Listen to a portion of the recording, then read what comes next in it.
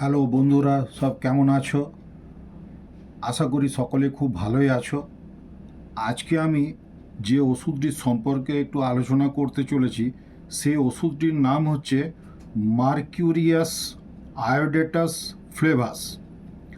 মার্কিউরিয়াস আয়োডেটাস ফ্লেভাস, এটি দুবার বললাম এই কারণে, আমরা অ্যাকচুয়ালি এই ওষুধটির নাম এই নামে ডাকতে অভ্যস্ত নই।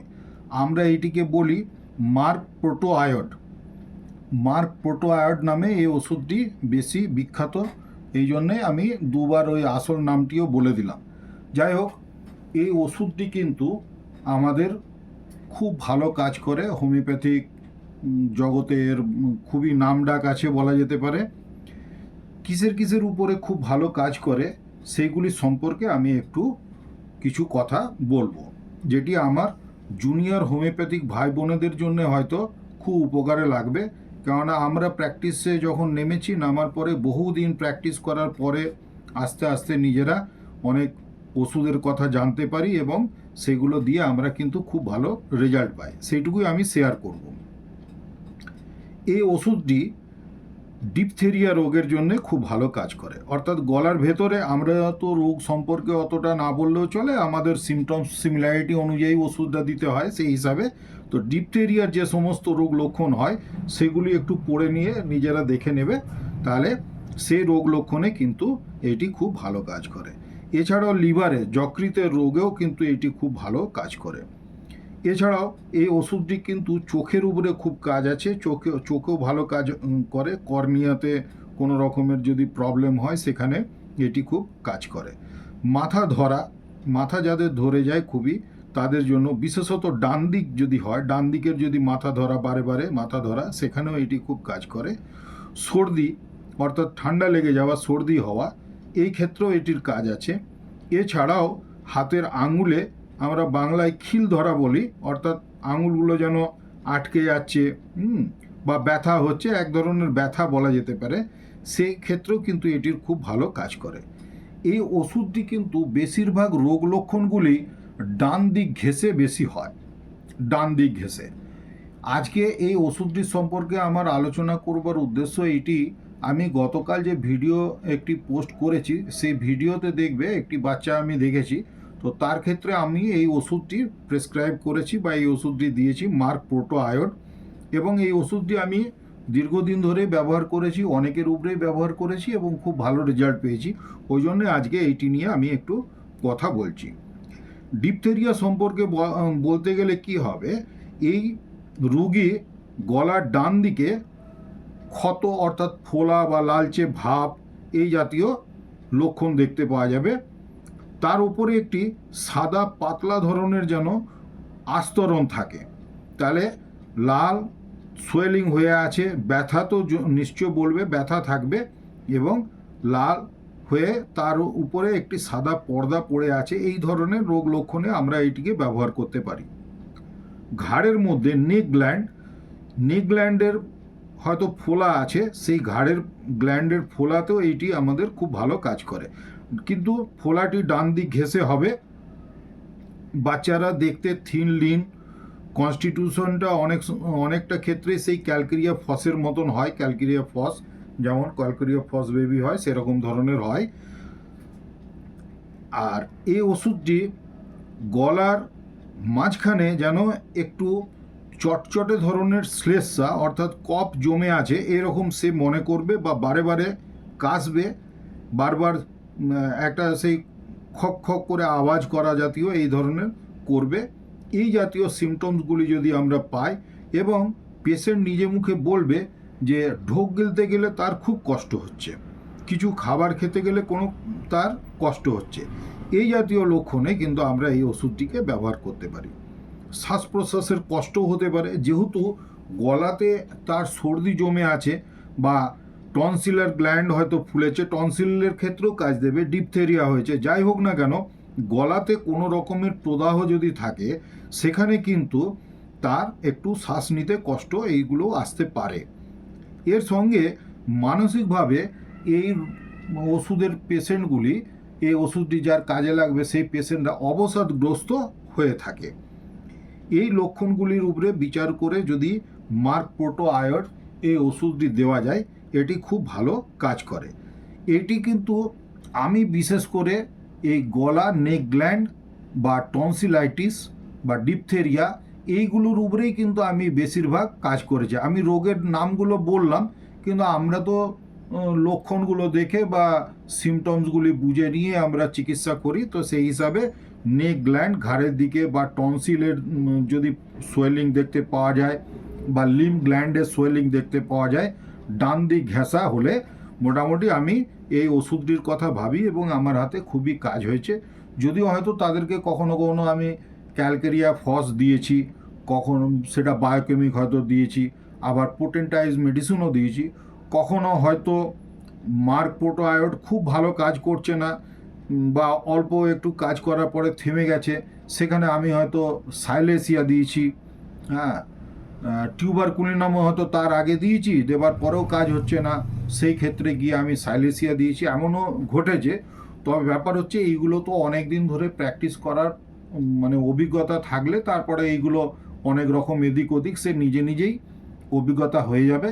তবে যারা আমার জুনিয়র হোমিওপ্যাথিক প্র্যাকটিশনার নতুন প্র্যাকটিসে নামছো, তাদের জন্য আমি বলবো যে ডান দিকে যদি নেক গ্ল্যান্ড বা কোনো লাম্প দেখতে পাও, লিম্ফ নোডস দেখতে পাও, টনসিলার গ্ল্যান্ড যদি ডান দিকে সোয়েলিং থাকে, তার সঙ্গে যে অল্প বিস্তর রোগ লক্ষণগুলি বললাম সেগুলো যদি দেখতে পাও, মার্ক প্রোটো আয়োড এই ওষুধটির কথা অবশ্যই মাথায় রাখবে। এইটাকে মাথায় রেখে এবারে তুমি কেস্টেকিং করে যদি ভালো অন্য কোনো মেডিসিন পেলে সে ওষুধ দিতে পারো, সেটা ঠিক আছে, কিন্তু এই ওষুধটিকেও কিন্তু মাথায় রেখো। এই ওষুধটি আমরা কিন্তু নিজেরা অনেক কষ্ট করে শিখেছি এবং প্র্যাকটিস লাইফে অনেক এর থেকে আমরা উপকার পেয়েছি। এটি লিভারের ক্ষেত্রেও দু একটা কথা আমি বলে দিই, নাহলে অসম্পূর্ণ হয়ে যাবে। লিভারে ছুঁচ ফোটানোর মতন ব্যথা থাকে লিভারে, এবং ডান দিকের বুকে এবং পিঠে ব্যথা থাকবে। আর লিভারের বিশেষ করে ডান দিক থেকে বাঁ দিকে ব্যথাটা যেন যাবে, রেফার্ড পেন থাকবে রাইট টু লেফট, কিন্তু শরীরের রাইট টু লেফট নয়, লিভারের রাইট টু লেফট। ঠিক আছে, অর্থাৎ তোমার ডান লিভারের ডান দিকের অংশ থেকে মানে এপিগ্যাস্ট্রিক রিজিয়ান পর্যন্ত তোমার ব্যথাটা রেফার্ড পেন আমরা পেতে পারি। এছাড়াও এই পেশেন্ট খুব কনস্টিপেটেড হবে, কনস্টিপেশন থাকবে। ইভেন এই রোগীর ক্ষেত্রে মলের সঙ্গে তার হয়তো কখনো কখনো রক্তের ছিটাও আমরা দেখতে পেতে পারি। আর মেন্টাল সিমটমস বা মানসিকভাবে আমি আগে বললাম অবসাদগ্রস্ত হয়, সেটা যে কোনো রোগীর ক্ষেত্রেই হয়। রোগ ভোগ করতে করতে মানুষ একটু হয়েই যায়। কিছু কিছু পেশেন্টের ক্ষেত্রে যেমন তারা হয়তো ছটপট করে, ওভার সেন্সিটিভ থাকে, সেগুলো হিপার সালফারে, ওগুলোর ব্যাপারটা আলাদা। আর এই মাথা ধরার ক্ষেত্রে এর বারে বারে মাথা ব্যথা করে, মাথা ঘোরে, উঠতে গেলে সে মনে করে যেন আমি মাথা ঘুরিয়ে পড়ে যাব। আর কর্নিয়া, চোখের ক্ষেত্রে বললাম যে কর্নিয়ার প্রদাহ যদি হয় সেক্ষেত্রে খুব কাজ করে। তো আমরা তো অত এরকমভাবে আমরা ডায়াগনোসিস করতে পারি না, কর্নিয়ারে দেখবার আমাদের তো উপায় নেই। তো আমাদের কাছে হয়তো এসে কেউ বললো যে কর্নিয়াতে তার কোনো প্রবলেম হয়েছে, ডায়াগনোসিস হয়ে এসছে, সেক্ষেত্রে আমরা ব্যবহার করতে পারি। তবে আমরা যে রোগ লক্ষণটা দেখে আমরা এই মেডিসিনটাকে সিলেক্ট করতে পারবো চোখের ক্ষেত্রে, সেটি হচ্ছে যে সে বিভিন্ন রকমের জিনিসপত্র যেন চোখের সামনে উড়তে দেখতে পাবে, অর্থাৎ কিছু নাই অথচ সে যেন মনে করবে যে যেন কোনো পোকা উড়ছে, বা হয়তো যেমন বাষ্প উঠলে যেমন ওঠার যে একটা আমরা ছবি দেখতে পাই, সেরকম ধরনের এই পেশেন্টরা বলবে। এই মোটামুটি রোগ লক্ষণগুলি দেখে মার্ক প্রোটো আয়োড এই ওষুধটি সিলেক্ট করা যেতে পারে। বাচ্চাদের ক্ষেত্রে 30 পোটেন্সির ওষুধ 2 ফোঁটা করে সারাদিনে 2 বার করে দেওয়া যেতে পারে, 5 দিন, বেশি নয় 5 দিন। বাকিটা আমাদের যেমন নিয়ম আছে, সে আরএসপিটি আর পিটিআরএস বলা হোক বা আরএস বলা হোক, নিহিলিনাম বলা হোক বা ফাইটাম, ওটা তোমরা সকলে জানো, সেই ওষুধটি দিয়ে কন্টিনিউ করতে হবে।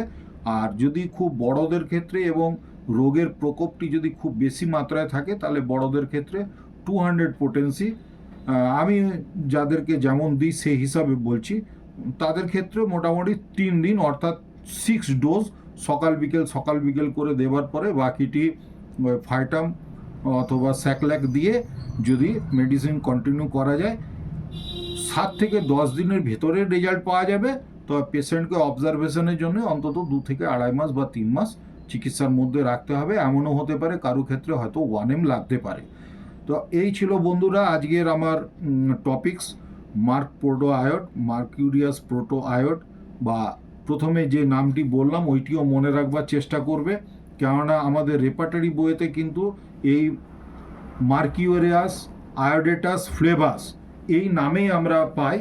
এইটি আমি গতকাল যে পেশেন্টটি দেখেছি সেই পেশেন্টের উপরে যখন আমি রেপার্টরি খুলে দেখছিলাম তখন রেপার্টরিতে দেখা গেছে আমি থ্রোট খুলেছিলাম। থ্রোট পেজ নাম্বার হচ্ছে তোমার 469।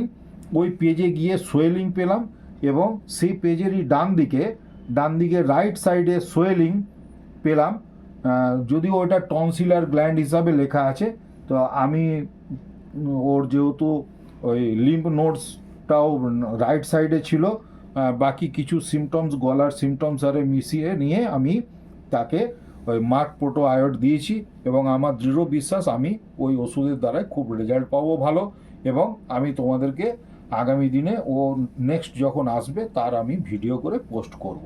তো ঠিক আছে বন্ধুরা, আজকে এই পর্যন্তই বলবার ছিল। আগামী দিনে আবার আমি কোনো এরকম ভালো ভিডিও নিয়ে হাজির হব। ততক্ষণ পর্যন্ত সকলে খুব সুস্থ থেকো, ভালো থেকো, আর আমার ভিডিওর উপরে তোমরা নজর রেখো। যদি এই ভিডিওটি তোমাদের উপকারে লাগে বা ভালো লেগে থাকে তাহলে একটি লাইক দিও, বন্ধু বান্ধব ফ্যামিলি মেম্বারদের মধ্যে শেয়ার করে দিও, আর আমার চ্যানেলটিতে নতুন হলে অবশ্যই সাবস্ক্রাইব করে নেবে। আমি এই ধরনের এডুকেশনাল ভিডিও তোমাদের যাতে উপকারে লাগে আমি এরকম পোস্ট করি, আর বেল আইকনটি অন করে রাখবে, তাহলে আমার এরকম ভিডিও পোস্ট করলে নোটিফিকেশন পাবে। আর কমেন্ট সেকশনে এসে কমেন্ট করতে পারো, তোমাদের কতটা কি ভালো লাগলো খারাপ লাগলো সেটাও জানাতে পারো। আর যদি তোমাদের অন্য কোনো মেডিসিন বা কোনো রোগ সম্পর্কে কিছু জানতে ইচ্ছা করে সেটিও তোমরা বলতে পারো। ধন্যবাদ, প্রত্যেকে খুব ভালো থেকো, নিজের শরীরের উপরে যত্ন নিও।